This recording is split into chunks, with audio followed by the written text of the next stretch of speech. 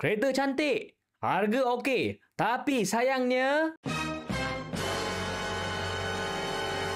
Seperti yang anda semua tahu, Pro 2 Trust ni adalah sebuah SUV yang nak saing dengan X50, HR-V dan juga Tiggo Cross. Jadi, saiznya pun lebih kurang macam tu jugalah. Antara perkara wow tentang ni adalah boot thrust yang paling besar jika dibandingkan dengan pesaing terdekat. 471 liter untuk thrust, 330 liter untuk X50 dan 380 liter untuk Tiggo Cross. Seat boleh lipat, jadi boleh sumbat lagi banyak barang.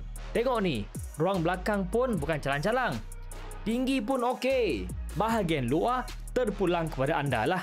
Ada yang suka, ada yang kurang sikit. Tapi untuk saya, okey je. Nampak mahal dan warna pun cantik lagi. Samalah dalamannya pun. Kemasan merah ini tak berapa kena dengan saya, tapi mungkin ada yang minat. Sebenarnya Trust ni cukup lengkap.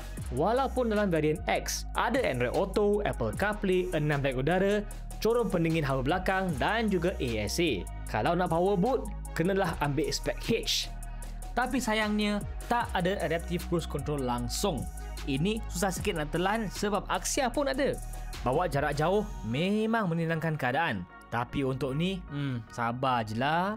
Mujurnya pemanduannya sedap.